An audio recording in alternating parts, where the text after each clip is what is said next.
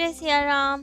तो कल तक हमने अपने प्यारे कथा रसिक श्री सीताराम जी को श्रवण कराया कि किस तरह बाबा रघुनाथ दास जी अब सब फौज आदि सब छोड़कर ठाकुर जी के भजन में लग गए और आ रहे हैं काशी की ओर। रास्ते में एक वट वृक्ष की छाया में विश्राम कर रहे हैं। अब वहां विश्राम करते हुए तो खूब आनंद से भजन कर रहे हैं, परंतु इतने में ही उन्होंने देखा एक शव यात्रा, एक नन्हे से बालक का शव जो अपने पिता के कंधों पे था। अब तो सगे संबंधी सब बहुत रोते विलाप करते उस बालक के शव को लेकर आ रहे थे संस्कार करने, अंतिम संस्कार करने। अब बाबा को देखा तो प्रणाम किया साधु को। रघुनाथ दास जी बाबा ने पूछा, क्या हुआ इस बालक को? तब तो सबने बहुत रोते हुए कहा कि क्या बताएं बाबा, पूरे गांव में महामारी फैली हुई है, हर और यही है, मृत्यु का तांडव चल रहा है। आप साधु लोग ही कुछ कृपा करके हमें बचा सकते हैं, कुछ कीजिए। तब तो बाबा ने कहा, अच्छा ये बालक महामारी से मरा है? हाँ बाबा, नन्हा सा बालक है, देखो इसे, कृपा कीजिए कुछ। तब तो बाबा ने कहा, इतनी दया आई उन्हें, सब परिवारजन को रोता बिलखता देखकर इतनी दया, उन्होंने आज्ञा दी, जाओ बालक को कुछ नहीं हुआ है, गंगा जल पिलाओ बालक को। और गंगा जल पिलाया, राम नाम का कीर्तन करा, और ये सब होते ही, गंगा जल पीते ही बालक जीवित हो गया। अब तो ये बात सर्वत्र फैल गई कि एक चमत्कारी बाबा आए हैं, दर्शनार्थियों की भीड़ लग गई, बीमारों की भीड़ लग गई। गांव में महामारी थी तो बहुत लोग बीमार थे, सबने याचना की कि बाबा कुछ कीजिए, महामारी को दूर कीजिए, बहुत मृत्यु हो रही है, सब लोग दुखी हैं, कृपा कीजिए। तब तो बाबा ने कहा, अच्छा महामारी दूर अवश्य होगी। उन्होंने आज्ञा दी, सब बीमारों के गले में तुलसी माला पहनाओ और पास में बैठकर खूब नाम कीर्तन करो। अब तो पूरे गांव में तुलसी माला नाम कीर्तन चल पड़ा और देखते ही देखते महामारी खत्म हो गई, सर्वत्र खुशहाली छा गई। सबने बाबा से अनुरोध किया कि बाबा अब आप यहीं रह जाइए। खूब आग्रह किया तो बाबा 1 वर्ष तक वहीं रहे, खूब शिष्य बनाए, खूब दीक्षा ली। सब लोगों ने बाबा से कल्याण किया अपना, और फिर बाबा आ गए काशी की ओर। काशी में आए, वहां पे भी खूब भजन पूजन किया। बाबा की अब भक्ति का यश तो छुपा नहीं रहा, सर्वत्र वहां पे भी ठाकुर जी की कृपा से इनकी भक्ति का खूब प्रचार हुआ। तभी गुरुदेव को पता चला अपने शिष्य के बारे में कि वो काशी में है, और तब तो इनके गुरुदेव ने, जो कि अयोध्या जी के वासुदेव घाट पे रहते थे, इनको अपने पास बुला लिया एक शिष्य को भेजकर। अब तो ये बहुत प्रसन्न और गुरुदेव के सानिध्य में उनका संग पाने, उनकी सेवा करने गुरुदेव के पास अयोध्या जी की ओर चल दिए। वहीं पे साधुशाही वेश बनाकर एक छोटी सी कुटिया छाकर रहने लगे, खूब अपने गुरुदेव की सेवा करते। कुछ दिन बाद एक ब्रह्मचारी जो कि रायबरेली से आ रहा था, उन्हें किसी हरिदास जी ने बाबा का नाम बताया था और शालिग्राम भगवान जी दिए थे कि उन्हें दे देना। अब वे ब्रह्मचारी नाम तो भूल गए इनका और जगह जगह आवाज लगाए घूमे। बहुत बड़े से शालिग्राम जी थे वो, जिनका नाम था सनातन भगवान। अब वो ब्रह्मचारी पूरे अवध में आवाज लगाता हुआ घूमे कि ऐसा कौन है जो हमें 8 सेर पक्का भोजन करा सके, कोई ऐसा हो तो बताएं हमें। लेकिन कोई तैयार ही ना हो इतना भोजन कराने के लिए। तब तो बाबा रघुनाथ दास जी ये मिले और कहा, यहाँ पधारिए भगवान, हम कराते हैं आपको भोजन, ये आपके शालिग्राम जी है ना, ये हमें आपको सबको पवाएंगे। तब तो वे पहचान गए कि यही है वो जिनके लिए सनातन भगवान आए हैं, और तब वो विशाल सनातन भगवान शालिग्राम जी उनको सौंप दिए और चल दिए। अब तो रघुनाथ दास जी बाबा खूब प्रेम से उनकी सेवा करते, खूब भंडार बनता, सबको भोजन पवाया जाता। इनको जितने साधु महात्मा दिखते सबको न्योते रहते कि जाओ प्रसाद पाओ, सबको बुलाते। अब तो एक दिन इनके गुरुदेव महाराज ने कहा कि अरे, जो भी तुम्हारे पास आते तुम सबको ही भेज देते हो, यहाँ प्रसाद पाओ, इतना थोड़ी भंडार है। महाराज जी ने कहा कि गुरुदेव, लेकिन सबका पूरा हो तो जाता है ना, या कम पड़ जाता है? तब तो महाराज जी ने कहा, इससे तुम्हें कोई मतलब नहीं है पूरा पड़े या कम पड़े। यदि तुम ज्यादा ही सिद्ध हो गए हो तो अपना अलग रहो, यहाँ रहने की आवश्यकता नहीं। अब तो गुरुदेव ने आज्ञा कर दी जाने की, तो ये क्या करे? महाराज जी को अपने दंडवत प्रणाम किया और चल दिए सरयू जी के तट पर। वहीं सुवर्ण खनि तीर्थ पर अब सब साधु महात्मा रहने लगे। छोटी छोटी वहाँ झोपड़ियाँ छावनी सी बनने लगी। परंतु वो जगह राजा मान सिंह की थी।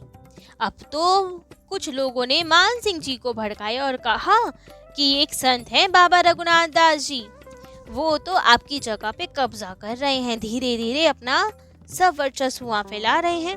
राजा विमुख नहीं था, लेकिन उतना बड़ा भक्त भी नहीं था, तो उन्होंने संदेश भिजवाया। कहा कि बाबा, जितना भजन के योग्य आपको भूमि चाहिए केवल उतनी ही रखिए, हर जगह ना फैलाए अपना सामान।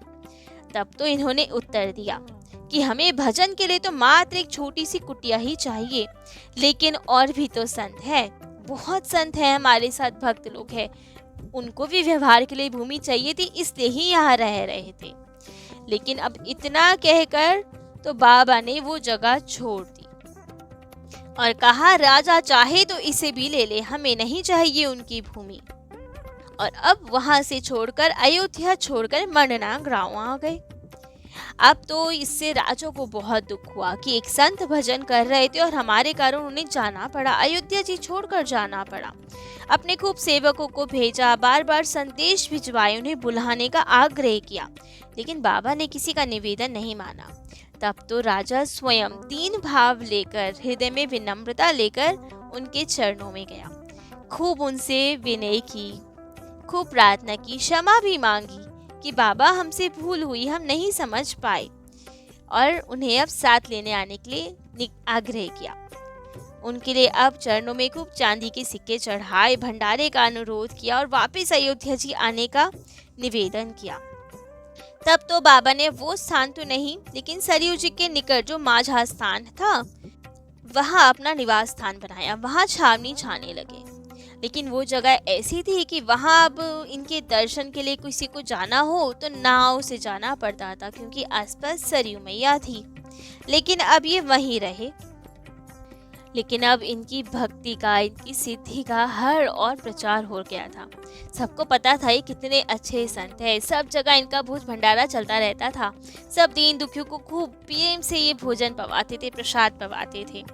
अब इनके सिद्धि सुनकर, इनका भजन सुनकर तो रीवा नरेश इनके दर्शन हेतु आए। अब नौका लाई गई, खूब सैनिक आए, उनके सब पार करके इनके पास पहुंचे, इनके चरणों में आके बैठे और खूब इनसे ज्ञान उपदेश, भक्ति उपदेश प्राप्त किया। तब उन्होंने बाबा के विषय में जानना चाहा। तब तो बाबा ने कथा सुनाई उन्हें बताया एक बहुत ऊंचे संत के बारे में, जिनका नाम था विद्याधर, जो घर बार छोड़कर भजन करने जा रहे थे, परंतु मार्ग में उनका ध्यान भटक गया, विषयासक्त हो गए, थोड़े से किसी सुंदर स्त्री पर मोहित हुए, लेकिन तुरंत ही चेत गए और अपनी आंखों को ही फोड़ दिया कि इन्हीं के कारण तो हमारा ध्यान भटका, तो ऐसी आंखों का ही क्या लाभ जो इधर उधर भटके, ठाकुर जी के दर्शन नहीं करने, विषय भोग चाहिए। और खूब प्रेम से फिर भजन करने लगे। लेकिन इतने में ही एक दूसरे सन्यासी आए, श्रुतकेतु जी, जिन्होंने समझाया उन्हें कि तुमने गलत किया, नेत्रों का दोष नहीं है, मन का दोष है। यदि मन संयमित हो तो नेत्र कहीं नहीं भटकेंगे। तुमने नेत्रों को ही फोड़ दिया, तो बताओ ठाकुर जी के दर्शन कैसे होंगे तुम्हें। तब तो विद्याधर जी को पछतावा हुआ कि सही कह रहे हैं आप, हमें तो मन पे संयम रखना है। और तब श्रुतकेतु जी उन्हें सब तीर्थों के दर्शन कराते हुए, भ्रमण कराते हुए लाए श्रृंगवेरपुर में अब उन्हें छोड़ा और कहा यहीं भजन करो, और स्वयं चले गए दंडकारण्य। अब विद्याधर जी श्रृंगवेरपुर के तट पे ही रहते, वहीं गंगा जल पीकर और कभी कभी वही मिट्टी पाकर ही निर्वाह करते, खूब भजन करते, ठाकुर जी के दर्शन हुए उन्हें। तब बाबा रघुनाथ दास जी ने बताया कि उनके विषय में सुनकर वे भी स्वयं उनसे मिलने गए। जंगल में गए श्रृंगवेरपुर के खूब ढूंढा उन्हें, विद्याधर जी कहाँ मिलेंगे। 2 कोस जंगल में, गहन जंगल में जाकर उनके दर्शन हुए और वे विद्याधर जी ने बताया, उन्हें ज्ञान उपदेश दिया। दिव्य दृष्टि थी विद्याधर जी के पास। उन्होंने रघुनाथ दास जी को बताया कि तुम तो हमारे ही वंश के हो। भक्ति का वरदान दिया, कहा हम तो तुम्हारी ही प्रतीक्षा कर रहे हैं। और तब उन्हें कहा कि ठाकुर जी के दर्शन कैसे हों, कैसे भक्ति बढ़े, सब उपदेश दिए। और फिर ब्रह्मरंध्र फोड़ते हुए ठाकुर जी के साकेत की ओर गमन किया। तब रघुनाथ दास बाबा जी ने उनके शरीर को सरयू जी में समाधि दी और जलांजी लेकर पुनः छावनी की ओर आ गए।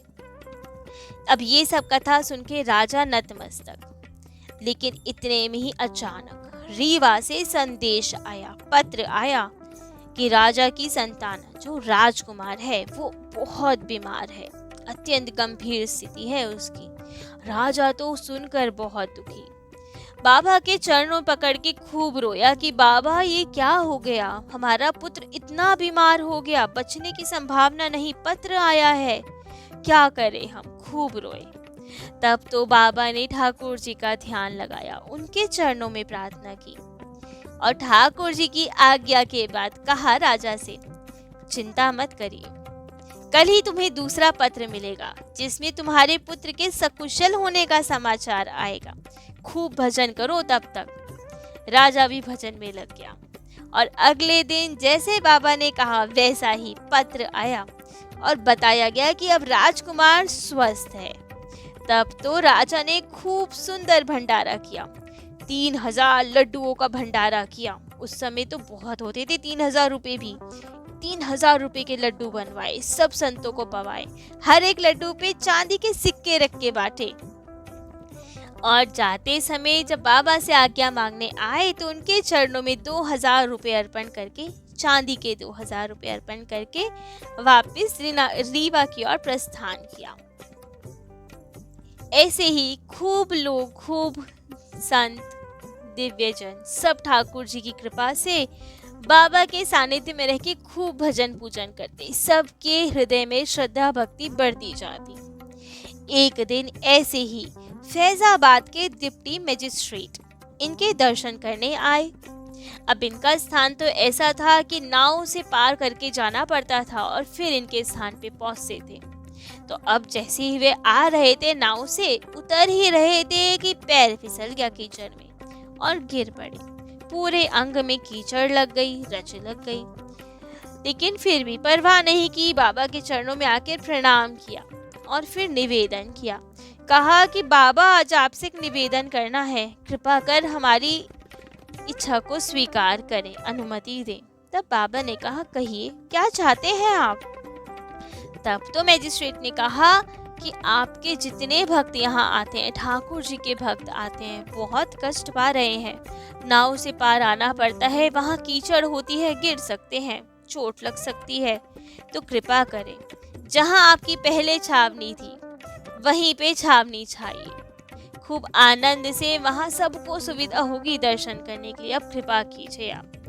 और फिर बाबा ने अब इतने प्रेम से उनका ये आग्रह करना स्वीकार किया और अब सब तैयारी की गई मैजिस्ट्रेट द्वारा, सबको, सैनिकों को, सबको लगा दिया और सब नाव तैयार हुई, क्योंकि छावनी में तो बहुत सारे संत साधु रहते थे। अब खूब सारी नाव आई और अब बाबा की छावनी वापस पुनः जहाँ पहले थी वहीं पे गई। सब साधुओं ने अपनी सुंदर सुंदर पर्ण कुटी बनाई और सब लोग पुनः उस छावनी में आ गए जहाँ पे आज भी वे छावनी है, अयोध्या जी में। अब तो वहाँ खूब भक्त आने लगे, सब बहुत सुविधा हो गई। खूब सुंदर श्वेत तिलक, कंठी माला, तारक मंत्र देने लगे। ये खूब प्रेम से अब भक्त बनने लगे, लोग वैष्णव होने लगे, खूब प्रेम से भजन पूजन बढ़ने लगा, सबको खूब प्रेम से भोजन पवाते। ये एक उनके शिष्य थे जानकी दास जी, उनको आज्ञा दी कि भोजन से पूर्व सर्वत्र घूमते हुए हर दिशा में आवाज लगाओ, सबको बताओ कि प्रसाद तैयार है, आके पाएं। और सब आते, खूब प्रेम से भोजन प्रसाद पवाया जाता, वहाँ खूब सत्संग होता उधर। आज भी वहाँ जाएं तो खूब प्रेम से भोजन प्रसाद पवाया जाता है ठाकुर जी का। परंतु इन्हीं सब के बीच एक संत जिनका नाम था कृष्णदास जी, उनके मन में इनकी सिद्धि को लेकर थोड़ी शंका उत्पन्न हुई। सोचा कि राम राम ही तो करते हैं, इनकी इतनी प्रसिद्धि क्यों हो रही है? क्या इनमें वाकई में कोई सिद्धियां हैं? इतना भजन है? क्यों ना इनकी परीक्षा ली जाए। और ठाना अब बाबा रघुनाथ दास जी का परीक्षण की कि इनकी अब परीक्षा लेनी चाहिए। बाबा के कुठारी थे। कुठारी भंडारी अर्थात जो राशन आदि की जो सेवा संभालते हैं कि भंडार में कितना चावल है, कितना आटा है, कितना दाल है, जो वो सब मैनेज करते हैं उन्हें कोठारी बोला जाता है संत भाषा में। तो जो वहाँ के कोठारी थे पूरनदास जी, अभी कृष्णदास जी उनकी सेवा में लग गए। उनको खूब अपने सेवा से प्रसन्न किया, उनकी खूब हेल्प करते। तो अब उन्हें लगा कि ठीक है, अब सेवा में ये भी है कृष्णदास जी, तो हम थोड़े दिन के लिए क्यों ना तीर्थों के दर्शन करके आए। बाबा के पास आए, आज्ञा मांगी कि बाबा अब कृष्णदास जी है यहाँ सेवा में, तो क्या हम एक बार बद्रीनाथ जी दर्शन करने जाएं? अब बाबा ने भी देखा कि ठीक है, यदि सेवा में कोई बाधा नहीं है तो ठीक है, आप जाएं, दर्शन करके आए। तो पूरनदास जी अब सारी जिम्मेदारी कृष्णदास जी पे छोड़कर चल दिए बद्रीनाथ जी की ओर। लेकिन यहाँ कृष्णदास जी की मंशा तो शुद्ध नहीं। वे तो आए ही थे बाबा रघुनाथ दास जी की परीक्षा लेने, उनकी भक्ति की, उनकी सिद्धि की परीक्षा लेने। तो अब कृष्णदास जी कैसे परीक्षण करते हैं बाबा रघुनाथ दास जी का?